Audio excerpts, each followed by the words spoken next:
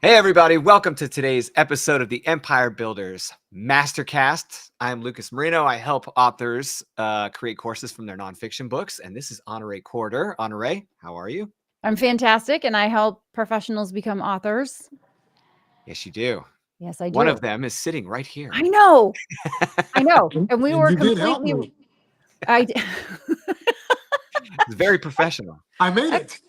Yes. Well, hold on. Wait for it. Look at this. And I know my brother is going to be super excited when he tunes in because my camera is facing the right way for the first time ever. This is true. And for the viewers, that's my personal dog. Yes. What is the dog's name? Tell everyone Beautiful. the dog's name. Cliff. Yeah.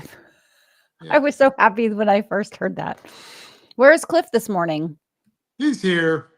He's just not in my office because he would be distracting me by bringing me stuff. He would be eating your microphone or your phone. He'd be like, hey, let me in there. I want to see what's going on. I want to go bite people. I want to defend your honor. Yes. That's right. All the things. Yes. So I guess I'll introduce you properly. So I'll do a more official introduction, I think would be warranted. Sure. Yeah. So, well, I think I won't do an official introduction. I will do my introduction of you, which is we were introduced through a mutual friend, but not for the purposes of writing a book originally. You actually called me because someone you knew wanted to write a book. And when I asked you if you wanted to write a book, you said, sure. Why not? I don't know. No. I probably told you. You said no. Okay. All right. I think you're right. I think it took a little while before I got onto this train. I wore you down. Yes. You did a great job in your closing abilities. Thank you. So you were just so interesting and I was a little ninja. So this is like this whole episode, I think, is going to be business lessons for everyone. Because when you originally called me, you were calling me for someone else. And I said, of course, I'll talk to anyone. It's not my area. Children's books are not my area, but of course I'll talk to anyone and just see if I can be helpful because there is so much great information out there. And there is also so much terrible information out there. And I just wanted to be a force for good. And then I sent you a handwritten note. And to my surprise, you sent me an email and said, let's meet for coffee. And then we had many coffees after that. And then we had many coffees. Yes. I don't think we're finished having coffees, right? I hope not. You introduced me to, I had a thing I used to say, which became a lie, which was I don't drink my calories. But the first time we met for coffee, you introduced me to the Cuban. Epic coffee right there. I had one yesterday. I keep saying I'm going to not have any sugar. And then I go to the well and I have a Cuban. Yeah. It's like terrible. A hug in a cup. It is. It is. So we had a few coffees and I learned about your businesses, of which there are 10. You have 10 wildly successful businesses, a protection dog service, dog training. It's really fun when I give someone your book in Nashville and they're like, I know Ali. That's really fun. And you have, well, I'll let you talk about them because I'm going to say them wrong. I have all the logos in that we put in your book. So part of the fun of having a custom book is you get to have all the logos. So should I just list them and you can talk about them? Sure. Yeah. All right. All right. The Hemyari family companies, go. Two-liner. Well, it's basically the main logo for all of the businesses underneath one brand. And so we mainly focus on the pet industry. And so we've designed a lot of businesses that revolve around pets, inclusive of online dog training, point of sale system softwares, in-facility training, pet taxis where you may request your dog to be picked up, taken to the vet, brought back, where you're not wasting all of your time being in a veterinarian's office. Because you know how that game goes. You get to the vet's office, you have an appointment at 9:30, you sit in the lobby for 30 minutes, then they take you back to the next room, where then you sit there for another 15 or 20 minutes. Then the veterinarian comes and greets you, and they see your dog for so that whole thing takes like 2 hours, not including your drive there and from.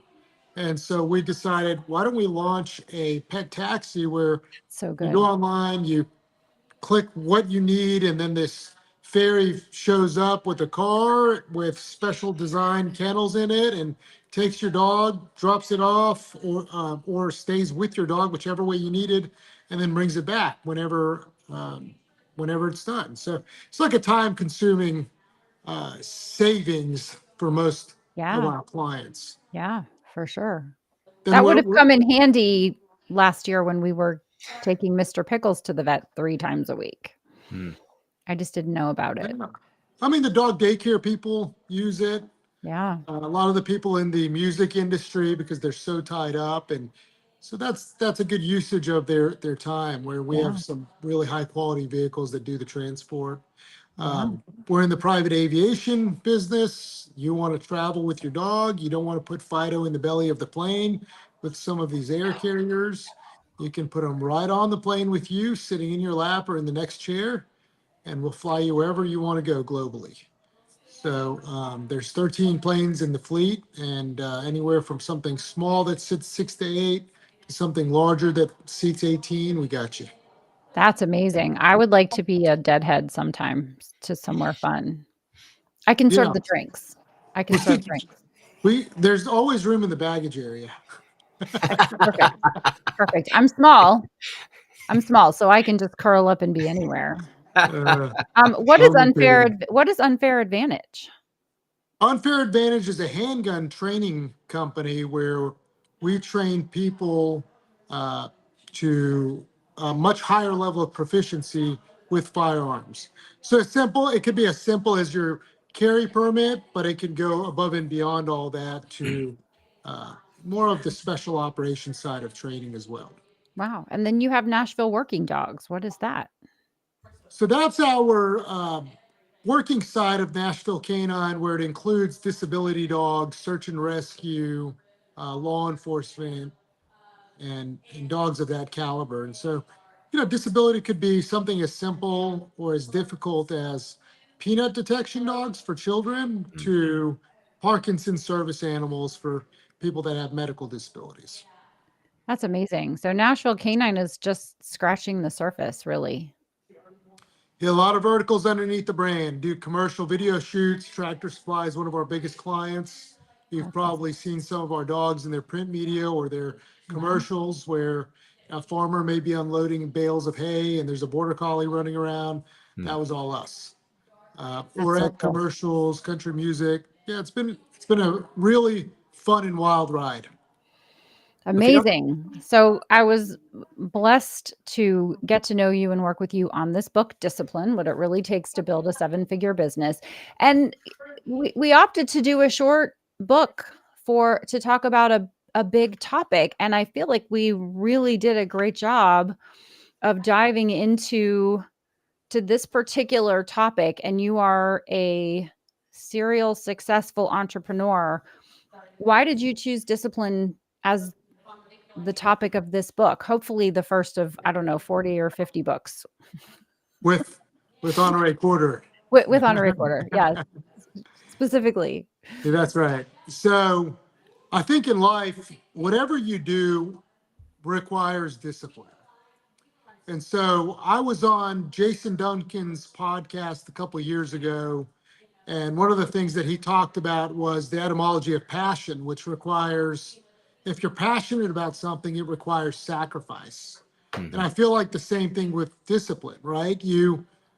If you want to do whatever you want to do in life, you have to have discipline. You want a beach body, got to hit the gym every day and eat correctly. You want to, study to be a physician, you got to go to med school and, pass those tests. And you can't just barely pass. You obviously have, uh, or I don't know, maybe some people do, but I don't think med school works like that. No. And so it requires a lot of discipline to be able to get to those kind of places. And I think that if you have discipline, you can do whatever you want in life. It's Yeah. just learning to be comfortable while being uncomfortable. Yeah. I remember you saying to me, I want to do this book for my kids. Talk about why discipline is good for everyone's kids, but especially the kids of folks who do pretty well in life. It was a legacy. It was more so of a legacy deal for me. I live a little bit of a risky life. I fly helicopters and airplanes, and I'm in law enforcement. And so, knock on wood, if God forbid something ever happened to me, I wanted my kids to understand what it really took to be successful. And successful doesn't necessarily mean financially. One of my close friends is Scott Hamilton, and he's an Olympian, um, multiple gold medalist, and he's on his sixth bout with cancer. And having that mindset of an Olympian requires a lot of discipline. And even battling cancer requires a lot of It discipline. does. Yeah. And that's really what I wanted to tell them is that life can be what you make of it. Mark Twain said, if you think you can or you think you can't, you are right. That's right. And I think that that's the mindset to go into it with. If you say, I don't know if I can be a great salesperson, or I don't know if I would be, good enough to play in the NFL, then you're right. But if you go in there and think to yourself, well, Yeah. I can push and push and push and work harder than everybody else, hard work can beat talent when talent's not working hard. Yeah. So were you always a successful entrepreneur? Were you like born into wealth and No, privilege and abundance? I wasn't at all. Uh, I grew up really poor. We had four of us living in a 900 square foot apartment, galley style kitchen. There was two bedrooms that shared a bathroom in between. It was not uncommon for somebody to be taking a shower and using the restroom, two people in there at the same Yeah. time. Uh, we ate sardines and rice 3 days a week, and you can never put a sardine in front of me now. Uh, Noted. so it is, I don't care if it's gold plated, I wouldn't eat it. And I know there's some of the best fish. I had so much of it growing up that I can't eat it anymore. Yeah. But, it was one of the motivations of trying to live a different lifestyle as you got older. And what did you want for your children? Now, we were surrounded by a lot of love, and my parents tried the best that they could along the way. Of course. But to honor the sacrifices they made as immigrants coming from Iran, which I describe in the book, and being able to show them that this is the greatest country in the world, the land of opportunity, and it's up to you to make that opportunity and make it successful. Right. And you're going to fail a lot. I think that a big part of success is learning from those failures and even using the wisdom that other people may give you to learn from their failures if you ask them questions. And I think that's really the key to the success. But we live in an impatient society where everybody wants success right now. And Yeah. it takes a long time, whatever it may be. Lance Armstrong, he didn't just win right off the bat. It took him a long time to get to that point, right? And so Yeah. people look at your chapter 30 and they forget about the other chapters of getting to chapter 30. And hopefully this book is there to inspire those people to realize that it's going to take some time. You got to get used to the suck, which I talk about in the book. Well, once you're comfortable, again, being uncomfortable, you'll do great. You're going to fall, just get right back up. Yeah. Ali, I think the first real moment of awareness of the importance of discipline in life came to me when I was in boot camp with an M1 over my head screaming, "I have no discipline." Right? It's like, That's right. they were making sure we understood exactly what was hurting us, and it had nothing to do with our bodies. That was a reaction to the poor decision making and made poor decisions based on a lack of discipline. So that moment of awareness kind of stuck with me, and it has for almost 30 years now.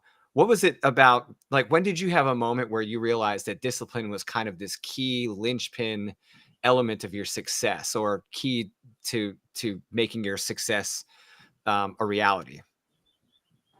I think that, when you're younger, one of the big things I advocate for my kids is martial arts.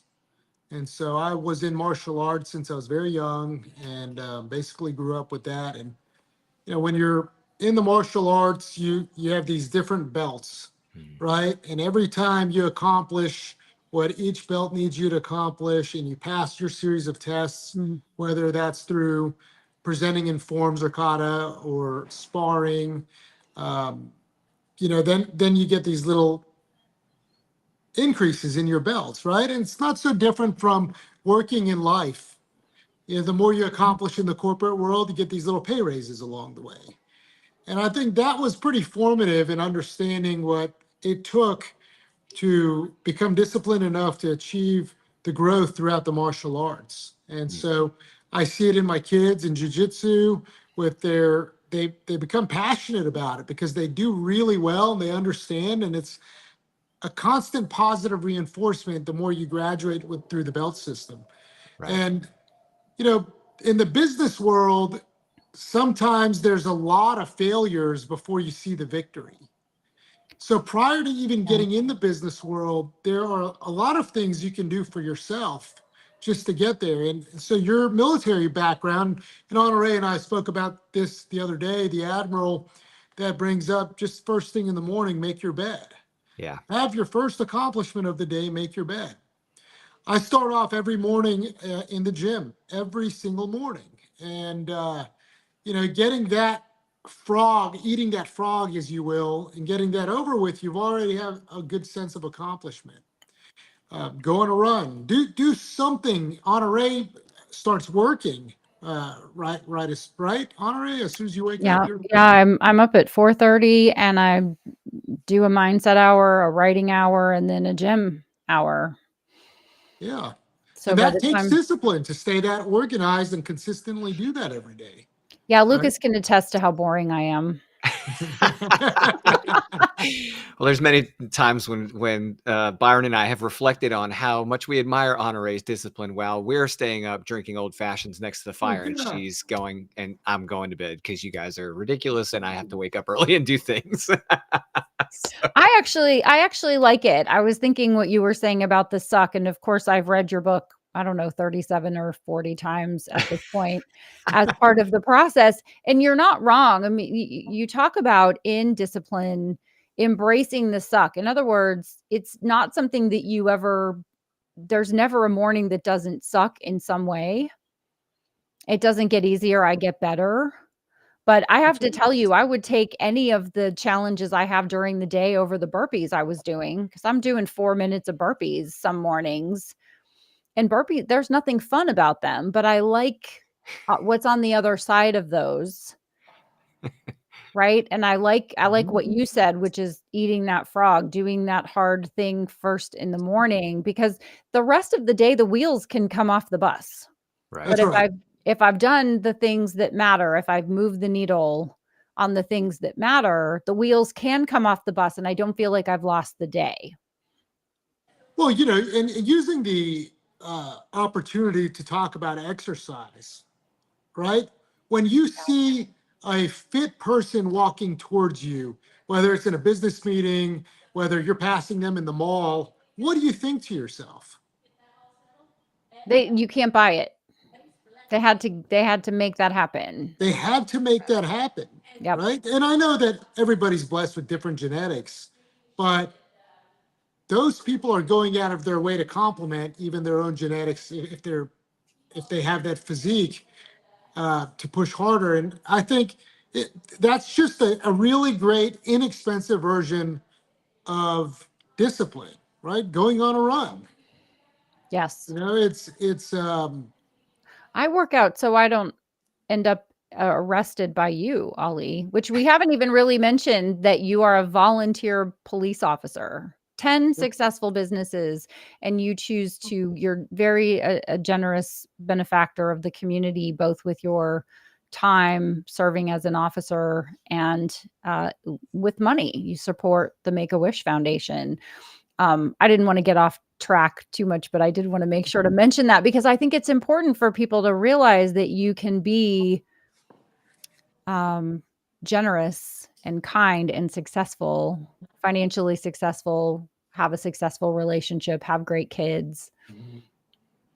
You know, it's your obligation as a successful person or even a successful business to give back to your community. It's the it's the stewardship that you're giving back to God's kingdom to be able to impact your community in a positive way. And it doesn't always end up being 100% altruistic, right? You may develop other relationships that may help your business through that accidentally. But the intention of going in there to impact your community and say, listen, God's been great. The community's been great to me. Let me give back to them. That's all part of it, right? So I think if more people did that, and I'm not saying that there aren't people out there doing it, but if more did that, our communities would be unstoppable. Just really taking care of each other. Agreed. I want to say hello to my dear friend Billy Joe. We've been friends for, I don't know, 20 years. And he said, the suck is relative. It sucks more to be broke, out of shape, and sick. And that is the truth. You have to choose your hard, right? Who says that? Is it the Marines? Who says choose your hard? It's hard to get up at 4:30, but it's also hard to not publish a book. Oh, yeah. Think about the impact that exercise makes on your day when you start it early in the morning, right? Yeah. You're already expending so much energy. So if stress comes to you as an entrepreneur, you live your life of Captain America. You got your shield, right? You got these competitors throwing shade your way. You're dealing with employee issues. You got, clients that may be frustrated with something. It's the daily life of an entrepreneur. I've got clients saying, what kind of nonsense is this book cover design you sent to me? Is this book even edited? Are you even good at your job? Well, I mean, think about even getting a client. How long did it take you to, finally reel me in? It took a few months, right? It wasn't instant. Well, and here's, I think, a lesson that pertains to discipline. I didn't have a clock on you. You said, no, I'm not interested in having a book, but yes, I'm interested in having a cup of coffee. And I thought, here's a cool person that I could learn something from. And what we did for work naturally came up. Sure. I have a spoiled dog. You judge me for letting her sleep in the bed. I do it anyway. But I'm part of the club that says there's no time limit. It wasn't, I'm going to have 3 coffees and I'm out. It's like, we're going to keep meeting until you die, go out of business, send me a cease and desist letter, or you say, I might want to do a book with you, or I might want to introduce you to someone who would want to do a book. That's right. Or alternatively, I'm ready to buy a protection dog, or I would like to get some dog training, or I know someone who does. It's not a one way. In my mind, there's nothing that's one way about a great business relationship. But I see people all the time that go, I'm only going to join Rotary or go to an event gala so I can meet people, so I can get something. And I have found the more I show up and just say, how can I be of service to you? Whether it's through what I do or through my connections or what I'm involved in, the more I get. I mean, I went to bed last night and woke up this morning and had a referral. Yeah, it's incredible. Honore, meet this person. Oh, thanks for connecting. I was talking to this guy's wife and she said, you have to talk to Honore. It could be nothing. It could be everything. But I'm going to show up with the expectation of being of service, because I don't do that many books. It's not like I'm doing 200 books. Not everybody is my client. So I just want to be of service to people. And I think that's part of discipline, is to turn the focus on other people. So Ollie, I just wanted to be of service to you in whatever way made sense. And also, I'm always shopping. right? Sure. Sometimes Sure. I don't buy from someone because they're only thinking about what's in it for them, and they don't recognize that I'm shopping and I'm a gateway drug for shoppers. Mm-hmm. Right? You are, each of us, Lucas and Ali and I, are all a line of sight to a lot of revenue for a lot of people if we like you. And if we don't like you, there's no milk and honey, right? I think that is a deeper level of understanding business where people fall short nowadays. Yeah. When you make everything transactional and you forget about the reciprocity, Right. then you're already behind. But if you go in there with the intention of building a relationship, understanding who that person is, Yep. and it may require some coffees, lunches, dinners. But like Dale Carnegie said, how to win friends and influence Yeah. other people. It's being genuine and authentic and understanding that person and getting along with that person, understanding their business and how can you impact that in a positive way. Yes. And that's the deeper level of understanding a business that a lot of people forget about, and we talk about it in the book. But it's so important. Relationships are so important. Yesterday on accident, Honore and I bumped into each other at the local Cadillac dealership, That's right. right? Yes. And I introduced her to the general manager. She's working with the fantastic sales guy by the name of Trey. Is that right? Yeah, Trey. So Let's give him a shout out. Trey and Sean have been just phenomenal. We got Byron a little happy at the Cadillac dealership yeah. yesterday. So, So great, yeah. great team, right? And Yes. so, but Yes. then, we bump into each other on my way out, and I introduced you to the general manager that's running both of those stores. And the question came up prior to the podcast: well, how do you guys know each other? Is that your brother? Imagine having a relationship like that where you're so good of friends with the general manager that we joke that, is that your brother, right? You Yeah. thought it really was my brother because we were I joking did. so Yeah. Because I much. met one of your brothers at your book launch party. And so I thought maybe this was one I hadn't met. That's all. Because you're right. So, but that I think that's missing, and it shouldn't be missing. I think How to Win Friends and Influence People should be required reading Definitely a must. for everyone. Not 100%. once, but with a highlighter. Just like I was thinking how many times I've read your book, and it was really actually kind of cool to work on your book in particular because it gave me a window into you and how you work and what it is you expect from people who serve you, which would be me, and in talking about how you serve people. So it was actually, I actually get a very unique and interesting perspective into the people that I get to do their books, because I get to understand how they think based on what they say in their words. And you talk about dog training, and you talk about becoming a top producer. I'm curious if you were always an entrepreneur, or did you do something before you decided to become an entrepreneur? Part 2 of the question is, because you're an entrepreneur, so we know the answer. What was your first business, and is it still going? So I would say I had a lot of entrepreneurial spirit when I was a kid. Do you remember when Circuit City was around? Oh yeah. Of course. So I was a server at Shoney's, and this manager came in and he gave me a card, which we have a card like that we give to people too. But back of the card says, Oh, I've seen some characteristics in your personality that would be a great fit for our team, and I'd love to meet with you. oh, that's And so cool. now my staff all has cards like that. So if they bump into somebody, they can hand out a card like that too, with different, obviously not Circuit City on I've the never card, but gotten that card from you, Ali. I'm starting to question my existence right now. I didn't think you needed an opportunity. I don't really need an opportunity, but I mean, anyway, all right. I'm gonna have to pray about it tonight. Like, why didn't I get this card the first time we met? He's gonna make a card that says, "I think you should get into helping people produce books." Okay. I know. Perfect. I mean, if I had a copy sitting in front of me, I was trying to look for one.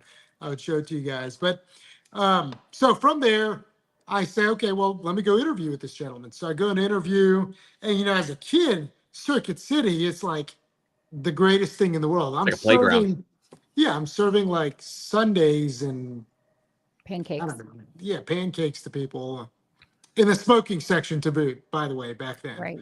Yeah. which these young guys don't know anything about that. But the so I go there, I end up. They have a competitive system built into their computer where in your division you can outsell other people and then you get spiffs for it and bonuses and things like that. So as a kid, I want to be at the top of that computer screen.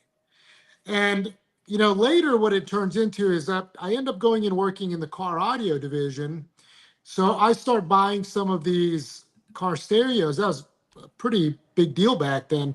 And I would then sell it to friends at school, and I would charge them to install car stereo systems in their car, including the subwoofers and the amplifiers and all that kind of stuff, which was relevant in the 90s. And that was my side hustle. And I made some money in high school working at Circuit City and installing these kind of things. And when I got to college, my very first business I started from scratch, which is probably you could still do to this day. I used to be a DuPont registry lover. From when I was a kid, my mom would take me to the grocery store and drop me off in the magazine aisle. I would go and pick up a DuPont registry magazine and look at Ferraris and Lamborghinis and Porsches the entire time while she shopped. Like, you cannot take me away from the magazine area. And so when I get to college, eBay is really big in the late 90s and early 2000s. Yeah. And so I start calling dealerships. In 2000, they had just launched the Ferrari 360 Spider and the Coupe. And Porsche had just come back out with the Targa Top, which they hadn't come out with since the 70s. Okay. So this thought went off in my brain, why don't I take a deposit down on one of these cars? I had a credit card that I didn't have any money, but I had like a $5,000 limit. So I would put a $5,000 deposit down on a Porsche Targa, right? As an 18 or 19-year-old kid. What could possibly go wrong? Yeah. What could possibly go wrong? And then I would take that spot, and I was like number one, number two on the list, and I would advertise it on eBay. And so people that were like 42 or 43 on the list could buy that spot from me for $5,000 to $10,000. And then I would sell them the allocation for that spot. And then I would pay off my credit card. And so that business it was called Highline Exotics. It became wildly successful. And I was dealing with, some ultra high net worth people from a very young age, all across the country, selling them Lambos and Ferraris. And I had this system set up in my college apartment where one guy's looking for all the cars across the nation because on a you may come say, hey, I want a Ferrari 360 Spider. It's got to have challenge grills. It's got to have Ferrari shields on the side and all these specs. And I have one guy sitting in there looking for that car as close as we can get. Then we call you back and we say, Honore, we have just the perfect car for you. You don't know where it is, but I know it's sitting at, Ferrari San Francisco. All right. And then I work out the deal with the dealership to get a bird dog fee. Maybe it's like 10 grand. So at the time that the car is selling for, I don't know, like $160,000 new. And so I say, listen, Honore, I found your car. It's $170,000 new. And you say, okay, I want it. This is exactly what I was looking for. Right. And that, as a kid, was the first taste into business, but also dealing with higher net worth people, right? So I'm going to skip through the circle back to DuPont was. I want the whole story at some point, just so you know, right? Okay. So later in life, when we were doing Nashville K-9 and we're selling protection dogs, I called DuPont, and my buddy, he used to call himself the sales monkey, Bucky Warboys. The account monkey is what his title was. He was the sales guy, but his literally on his email, it said account monkey, and a picture of a monkey. And now he became the general manager of DuPont, right? It's like fast forward like 12 years later. Wow. Yeah. And so I called Bucky and I'm like, I want to start advertising in DuPont to sell protection dogs. But now we have this relationship that's like almost evergreen. It's been lasting for so long. And I talked to Steve Chapman, who is the founder of DuPont Registry, sponsored by Thomas DuPont, and we rekindle this relationship. And that's like the full 360 of you never know where life's going to take you, and cultivating those relationships and building them over all those years. Yeah. And how it impacted our business today, where we're still working with the DuPont Registry magazine. And it's 2024, and we started that in, I don't know, 99, 2000. Wow. Right? One business to another. Wow. It's really amazing. Wow. So We I got could off do a topic book. there, but to answer We your could do a book on what you learned working with high net worth people. without a doubt, I think that would be another book to discuss, which has been great in so many ways and I have a list. demanding in so many ways. I'm ready when you are. Yes, I know. Just say go. She is definitely maintaining that list. We're only 2 months out from the last launch. I know. Well, Ali, I don't know if Honore shared this with you yet, but there's no one like another author to give you your next book idea. So the minute you think you're done, don't talk to an author friend, especially Honore. She wants me to be a serial author, right? Yes. Yes. Yeah. Well, that was your idea, actually. You said Discipline was the first one, and you had a couple of other titles that you. We're not going to talk about those titles. Don't want it to be stolen from me. No, I'm under the cone of silence. Cone of silence, yeah. I'm in the cone of silence here on YouTube. Which is contradictory. But you started to answer Ali's question and I interrupted. I apologize. Please continue. I was answering a question? No, Ali was. Ali right. said I got off topic, but to answer your question. Right. Oh, yes. So that was my real first true business with employees. It was called Highline Exotics. And so what happened was 9/11 happened, okay? And that tanked the market. And it was not easy to sell these, $100,000 to $300,000 at the time cars anymore, and people didn't care about the allocations, and so there was this pivoting where I went to a friend of mine. His name is Vikash Patel. He's the CEO of a logistics company now out of Greenville, South Carolina. But me and Vikash in college started this advertising company. But how it started was really neat. So we're living in this apartment complex called College Park. It's at University of Tennessee, Knoxville. A lot of the older heads would remember this place. It's obviously all college students. Each apartment has 4 bedrooms, and there's 2 restrooms in between, and you share a living room. And so I go to him and I was like, well, why don't we think of a way of a newsletter to be distributed into the apartment complex, and then we'll go charge companies to advertise in the newsletter, right? So we go to all the bars on the strip, and it was inexpensive. It was like $100 a month. You get to be in this newsletter, like printed newsletter. This is back before we have these cool options now with MailChimp and stuff. Yeah. And so we round up all of these clients, and now we have recurring revenue, right? Because $100 a month is coming from, Buffalo Wild Wings, for example, and O'Charlie's and restaurants and bars like that. Well, what ends up happening is you cultivate the relationships with these companies, and they come back to you and they say, hey, can you also do radio media? Oh, yeah, absolutely. We can do radio media. Of course we can. Yes. Don't know anything about radio media, Right. but we're smart and we have the ability to adapt. And so we start learning radio media, billboard media. We start a t-shirt company called Damn Good Tees. This is how dumb college students we are. We name it profane, but we create these t-shirts where we can even sell t-shirts to fraternities and sororities, right? They need their Greek letters printed. We have a t-shirt company that does that.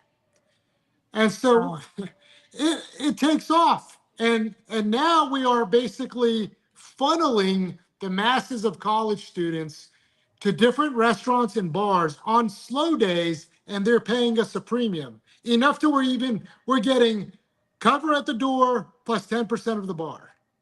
Wow. Wow. And of And course, your tuition is paid for. oh, beyond. I was living in a loft in the middle of downtown at the top floor.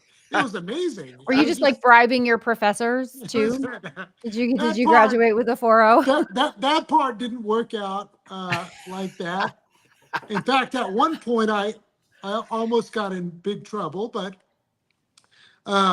so Nothing to see that here. ends up evolving to managing a hotel chain in New England's marketing, their entire marketing program. It's called Wow. OPC marketing. Hmm.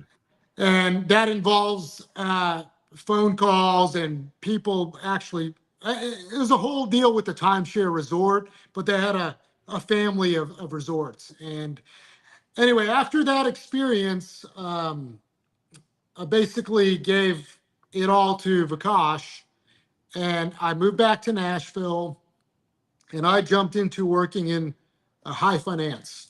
I started working at AXA, which was just purchased by Equitable. In 2005, they were ranked one of the largest companies in the world. They had done 19 trillion, which, to give you an idea, was larger than Exxon at the time. Wow. And so working there as a pre-contract financial advisor, because that's kind of what you're programmed to do in college, right? It's like if you graduate and you become a wealth manager or financial advisor or an analyst for somewhere, that's amazing. What they don't tell you is like, hey, I'm this 24-year-old person and I have to go after the Lucases and the honorees and say, hey, let me manage your wealth. And you look at me as a 24-year-old being like, what do you know? I have kids older than you. Right. Right. Literally. And so after like 8 months, I realized it's not that easy. It's, nobody's going to trust their, I don't know, $20 million plus life insurance, plus health insurance, plus all those things, some 24-year-old kid, no matter how good of a sales guy I was. So I jump into residential and commercial banking, and I am basically booking loans, right? Mortgage loans, residentially and commercially. Become the top producer in my company at the time, and I'm taking all of that money and dumping it into dogs. So I start a working dog club called Nashville Working Dogs. It attracts a lot of police officers, and we meet 2 days a week, one in the morning, one in the evening. And then after club, which is basically like a $200 a year membership, it offsets our insurance and some of the equipment we're using. After club, we all go get something to eat. Well, a few sessions in, people are saying, hey, Ali, can you stay after and help me with this dog? And I will buy you dinner, I'll buy you breakfast. And the light bulb goes off. It's like, oh, there's an opportunity where I can make some money here. Why don't I start training dogs? So we opened Nashville K-9 up to start training dogs for law enforcement, search and rescue, and personal protection. And it's going awesome. And then 2007, 2008 hits. The economy bursts. My lending has now basically flopped. And I think to myself, well, how do I adapt to this? One thing I learned about the lending industry is dealing with subprime borrowers was very difficult. The need for them to withdraw equity out of their homes or out of their businesses was so much that desperation would require them to call you probably 12 times a day. And you keep telling them, well, it's in processing, your file's in processing, almost like it's watching paint dry, and I don't have any updates for you. There's no need to call me 12 times in an 8-hour day because I don't have anything for you yet. So the light bulb goes off in my head with respect to Nashville K-9. Why don't I open this up instead of limiting this to municipalities and personal protection dogs? Why don't I open this up to the general public? Because there are more people that have pet dogs that need training than municipalities' cycle of sale, right? Like I sell you a police dog, it might be another 8 to 10 years before you get another one, right? So, but with the intention of only penetrating ultra high net worth people. So it took me 4 years from that point to penetrate the music industry of Nashville. We're in Music City, and that was a long time. But once I got in, it was amazing. And they'll do a great job taking care of you as long as you do everything that you said you're going to do and you take care of them back. And that's Well, where the let's trajectory not let really that started. fly by. Right. That was a very wise thing you just said. What They did I will say? take very good care of you as long as you do what you said you were going to do and you take really good care of them. That's That's right. everything. That's the table you're serving at a restaurant. That's the delivery you're making. That's the client you're serving.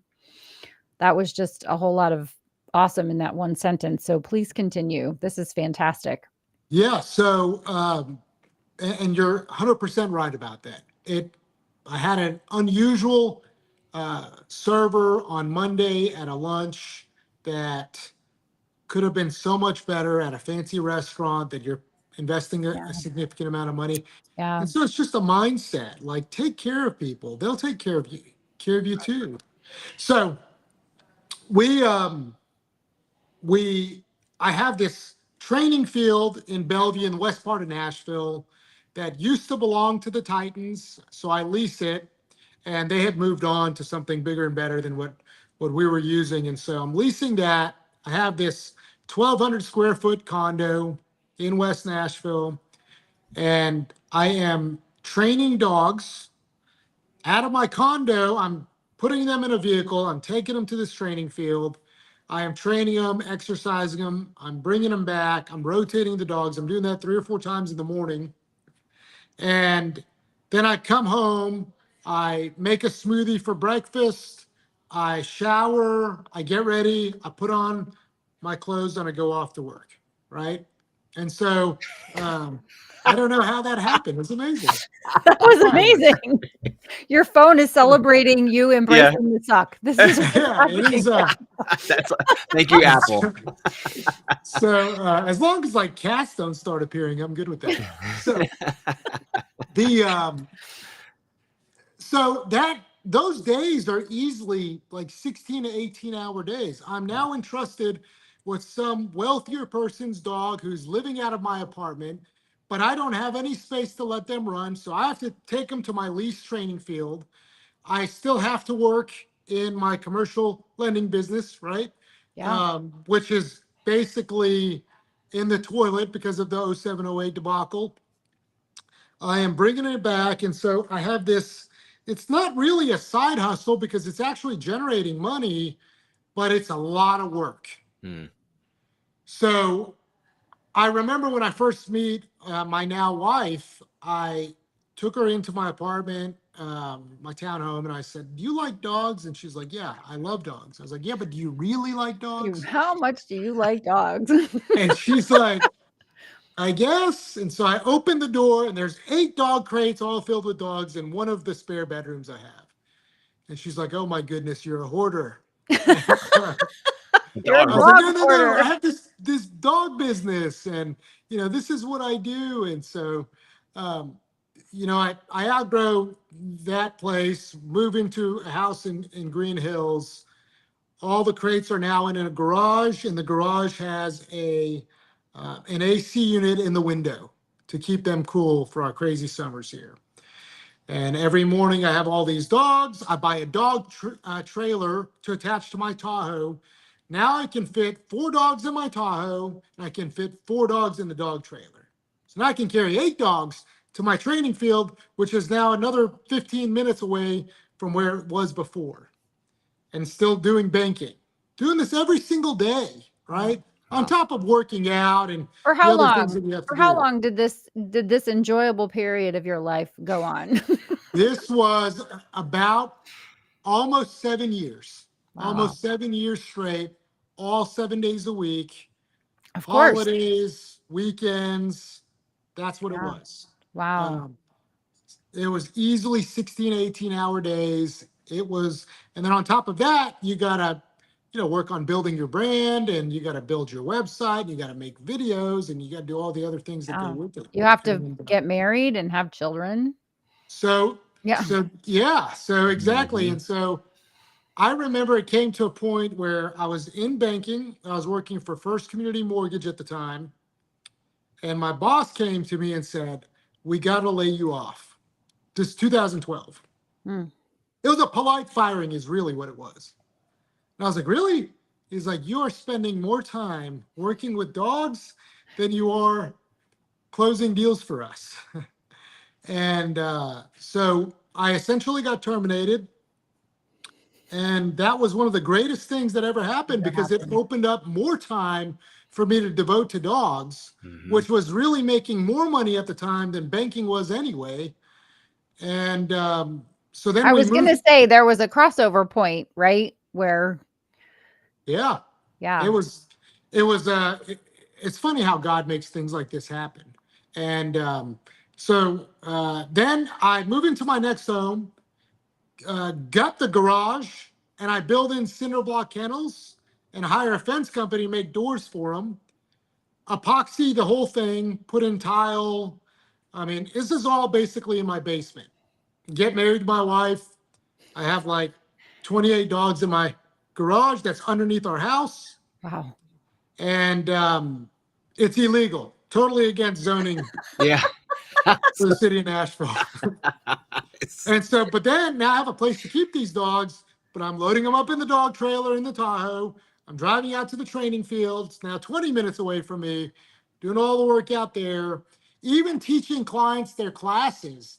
They have to come to the field that has no restroom.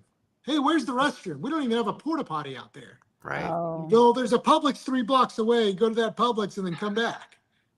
This is, and it's like, a zillion degrees outside in Tennessee all the time. And so doing this, 3, 4, 5 times a day, I save enough money to where I buy a farm. Finally, I'm escaping this urban place where I'm trekking dogs back and forth to this training field. I get to sell the dog trailer, and now I have this farm that has 7 acres.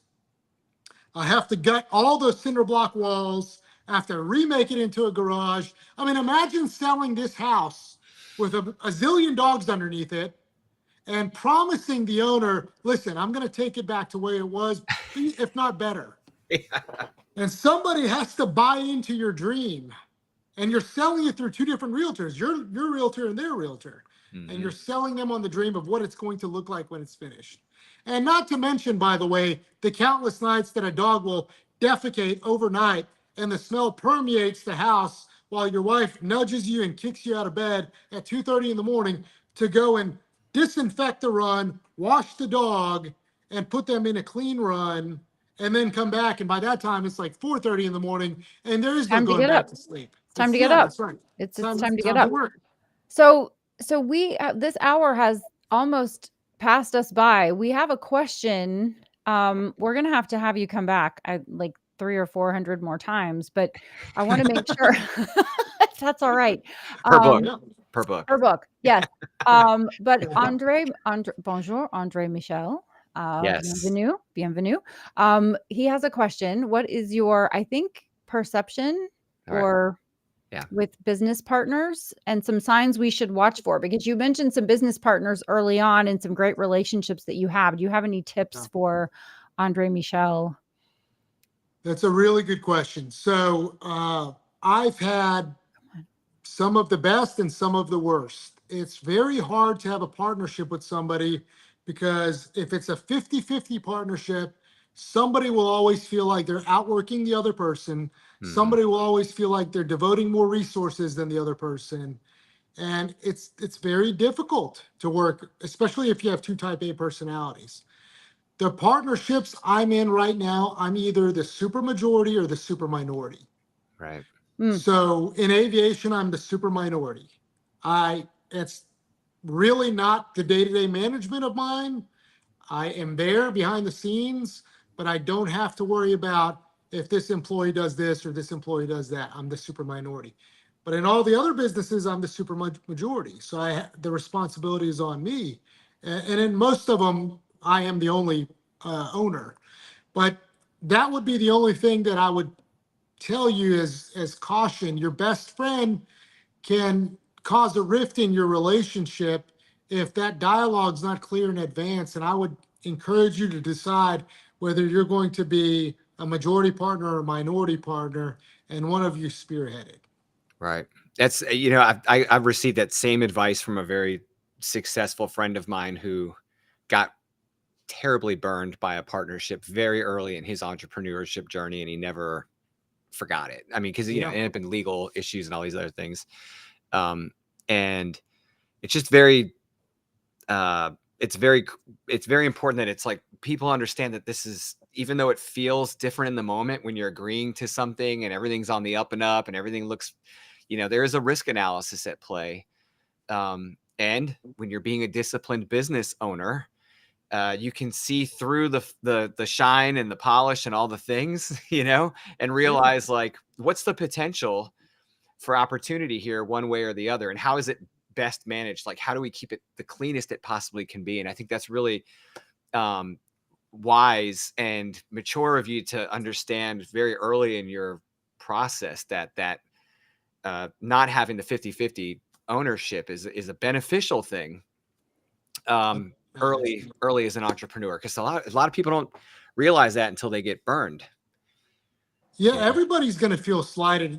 I mean, I don't want to say everybody at 50-50, but it's that tug of war, right? You want to make a decision that your partner may disagree with, and you might want to take more risks that your partner doesn't feel comfortable taking the risk. Right. You might be in two different stages of life. Maybe you have children, maybe they don't. They may want to take more risks because they don't. And so clearly defining, and I'm not talking about make it 55-45. I'm talking about make it 75-25. Right. Something to that level, however way that balance works, is going to be a lot stronger in the long run, in my opinion, and based on my experience. Right. Yeah. By the way, Andre Michel is great. Hopefully both of you will have a chance to meet him one day. He's a very talented reliability engineer, and he's a newly retired from industry entrepreneur. So he is out there right now. Yeah. Getting his feet. Fantastic. Well, I know Ali likes his last name.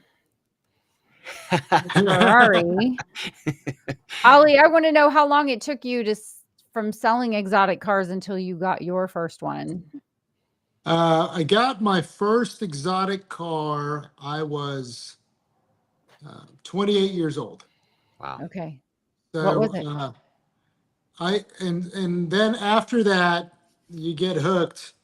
And so there gets another profound point in business too, is that you look at things as value in numbers and less with emotion.